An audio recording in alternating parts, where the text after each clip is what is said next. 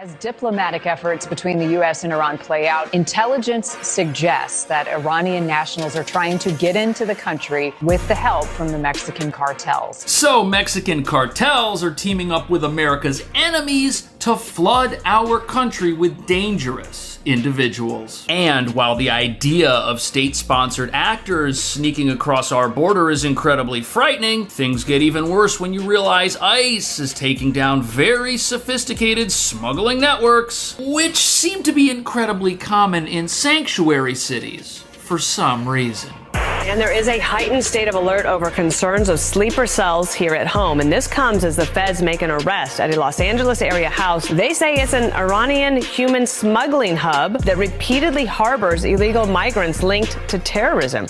From the FBI to Border Patrol, federal authorities do remain on high alert of possible retaliatory attacks within the United States. Now, according to new internal documents, Border Patrol agents on the southern border did receive intel that 35 Iranian nationals in Mexico were planning to cross the border illegally. Yeah, that's right. Border Patrol actually drove us between the border fences today and took us to exactly where they found that cross-border tunnel. The tunnel at its highest point was 48 inches high and 28 inches wide, with lighting, ventilation, and a rail car system. Upon entry, agents also encountered multiple makeshift barricades which were placed by the tunnel workers. This is a major security concern. So just last week, ICE did arrest 11 Iranian nationals living in the United States. Some of these individuals came through visa and parole loopholes under the Biden administration. Some had final deportation orders for years but remain in the United States.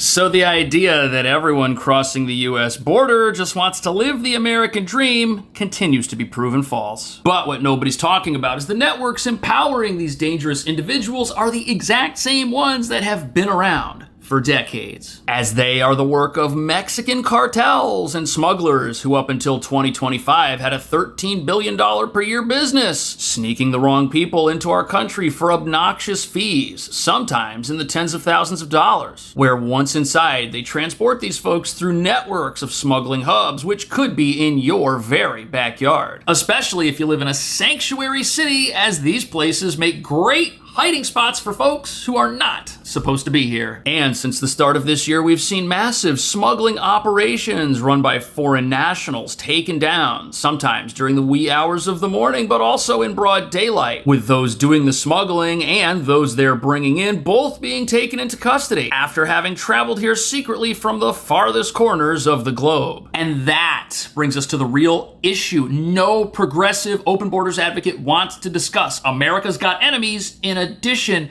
to them, and sanctuary cities just empower those people. And with the US border seeing some of the lowest recorded crossing rates in decades, the fees to enter America without permission are now sky high, leaving only the very wealthy or the very state-sponsored with the resources necessary to enter our country in ways that are becoming increasingly more creative. Yeah, that's right. Border Patrol actually drove us between the border fences today and took us to exactly where they found that cross-border tunnel. The tunnel at its highest point was 48 inches high and 28 inches wide, with lighting, ventilation, and a rail car system. The tunnel stretched nearly 3,000 feet between a house in Tijuana and made it 1,000 feet into the U.S. before agents found it. So that tunnel, which led to a house in Mexico, was under construction, but that's just one of the ways people are circumnavigating the U.S. border. And the other would be by sea, with sea-based incursions being very difficult to stop because they can't be walled off and blocked just like a land crossing could be. Regardless, once these criminals get inside America, they need a place to hide. And as you're about to see, the locations of these stash houses can be pretty easy to predict. Border Patrol agents took over a neighborhood in North Hills, zeroing in on a house they say has been acting as a human smuggling hub. Those people were on the FBI terrorist watch list, but some neighbors simply don't believe that this is true. Oh, really? Come on, with your hands up! Customs and Border Patrol raided this home on Napa Street in North Hills. 2 people inside the home were detained. They pulled me out, they put me in handcuffs, and then put me in the back of the van. This woman, who lives in a separate unit on the property, was also detained. They released her, she says, when they realized she didn't live at the address on the warrant. Violated, I'm upset. I have high blood pressure, so I shouldn't be stressing out, and I'm very stressed out right now. Very stressed out. Customs and Border Patrol. Okay, so this neighbor, of course, nobody wants to have the apartment next to theirs get raided, but instead of being upset, with the policies that allowed the wrong folks to live next to her to begin with. She's upset that those people were pulled out in a manner that was not conducive to living comfortably in America. And this is exactly why criminals are shacking up in sanctuary cities. They know they're protected, not just by the local legal system, which will give them a driver's license, free healthcare, and won't turn them over to ICE even if they go to jail, but will also protect them because some neighbors are real activists and they'll come out of the woodwork and assault ICE when they're trying to make an arrest because they've been misled by the television and their leaders into thinking that if law enforcement is doing its job, some grave injustice is taking place. And to terrorists and cartel members, this is music to their ears. Very stressed out. Customs and Border Patrol released a statement about the operation, saying in part, earlier this week, CBP arrested 7 other Iranian nationals at this address, including individuals on the FBI terror watch list and Iranian human trafficking network associates. This location has been used repeatedly to harbor illegal entrants, including foreign nationals linked to terrorism and flagged on the FBI's terrorist watch list. So at what point do you go and arrest the landlord? At what point does repeatedly end? Did they let this go on so that they could track the operation? We don't know. But what we do know is this home, it had a history of this kind of thing, which is absolutely ridiculous. Because if one of these is out there that's got a history like this, you know there are others. But smugglers are getting sneaky, and instead of renting a physical home, sometimes what they do now is they embed themselves in an Airbnb temporarily. What started out right as a really easy way to book our family vacations, to book a vacation home somewhere, is now being exploited by smugglers looking for a safe place to stash their human cargo. So this property owner became suspicious after noticing unusual activity, immediately contacted Homeland Security investigations. When agents arrived, they found 13 migrants from Mexico and Guatemala inside of that rental. You know what we've seen a lot, and my sources tell me, is a lot of prior deports. People that have been in this country illegally, have been deported, and are now back. And since they know they cannot come in and turn themselves in, they are being smuggled into these stash houses. Oh, well, that's wonderful. So smugglers are not only using Airbnbs, not just in sanctuary cities, but everywhere in America to get temporary residents so that they can hide and then move to their next location. The people they're bringing in oftentimes are the worst of the worst. And to top it all off, you've either got homeowners who are complicit in these scams and are part of these criminal operations, or who are totally unsuspecting and play along with these criminals, thinking that the person booking their home just wants to have a massive family vacation without knowing that their house is now part of a criminal enterprise. But as you're about to see, it's even better for these criminals if they can sequester their activities in parts of the country where they know they'll be defended. Neighbors who live next door didn't want to go on camera, but told NBC4 the group of young men who lived in the home were asylum seekers from Iran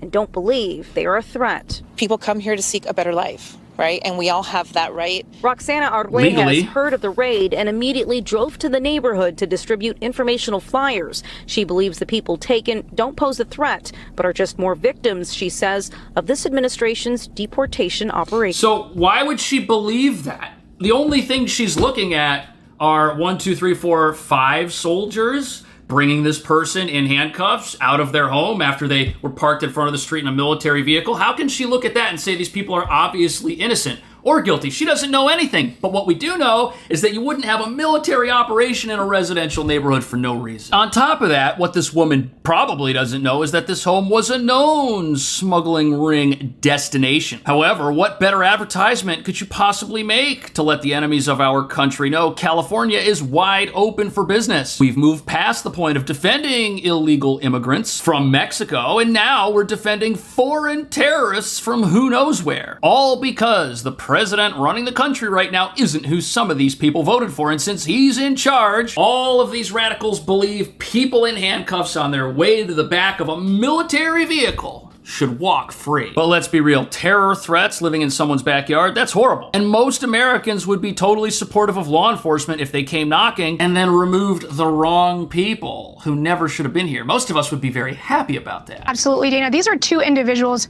who not only have terrorist links, but also are involved in a human smuggling, human trafficking operation we likely think surrounding terrorism. But further than this has been a priority since day one of this administration to get these extremists, to get these known and suspected terrorists terrorists out of this country. Just in the last 150 days, under President Trump and Secretary Noem's leadership, 570 known or suspected terrorists have been picked up, arrested, and deported off the American people's streets. Further, Border Patrol has apprehended almost 1,000 individuals who are on the terror watch list. It's stunning, Dana, the amount of people who are terrorists who are allowed to walk with impunity on America's streets. Well, they're being protected in certain parts of the country where folks automatically think that if law enforcement wants to arrest you, you're some sort of victim of America and you should be protected and you should be allowed to stay here forever and you've done nothing wrong and we're just going to take your word for it. And mind you, this is only one recently busted criminal operation. News Nation's got a great report on mass arrests happening at the southern border of Iranian nationals. How are they getting the money to do this and travel over here? And why is it all happening right now? These are big questions. And as you're about to see, there are other possibly state-sponsored actors who've entered America for purposes that are equally frightening. Have been arrested for allegedly spying on U.S. Navy service members and bases. They're accused of recruiting personnel for Chinese Ministry of State Security. Congressman Darrell Issa, Republican from California, joins me now. Congressman, do you think Xi Jinping is aware of all of this and actually organizing spying on America? It's a matter of policy for China to do this. So this particular group of spies, well, when you consider that they may have thousands of spies here, or they do have thousands of spies here, including a number of embedded students, I wouldn't know that he would know the name of them, but absolutely. That's one of the reasons, Stuart, that they buy so much land near bases. They even invested in Tijuana, just south of my district, in a listening post that can listen to us from Mexico.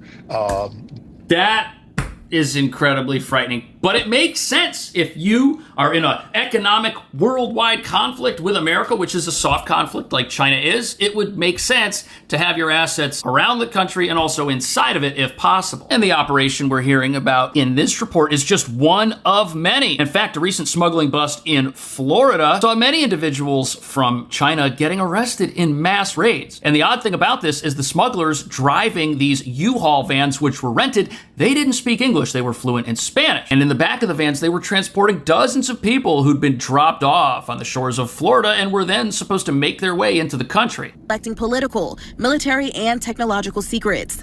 In a statement, Attorney General Pam Bondi said, quote, "This case underscores the Chinese government's sustained and aggressive effort to infiltrate our military." The following year, while both men were in China, they're accused of working to arrange what's called a dead drop, leaving at least $10,000 in cash inside a locker at a Livermore, California bowling alley for a U.S.-based co-conspirator acting on behalf of MSS interests.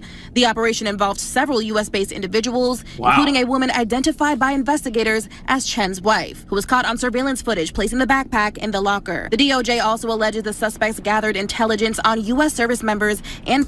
So this is real spy stuff, and even though some of the people involved in these operations came into the U.S. legally, maybe they got like a student visa, a travel visa, something that is work-related, there are now so many of these incidents taking place that the FBI has their hands full with hundreds of cases to track down, like people entering a U.S. missile base, tourists going on a quote-unquote scuba trip near a naval facility. And what's frightening about all of this is these individuals entered the country in a verifiable manner. They didn't all sneak in. Some came in through holes in the Swiss cheese, so to speak. And if people are able to sneak into the country in a quasi-legal manner, and then we've got these vans in Florida getting pulled over with dozens of individuals who aren't here legally, it kind of makes you wonder what the true number of potential foreign adversaries in the United States actually is. And it also makes you wonder why residents of sanctuary cities have no problem with any of this and are ready to defend those people.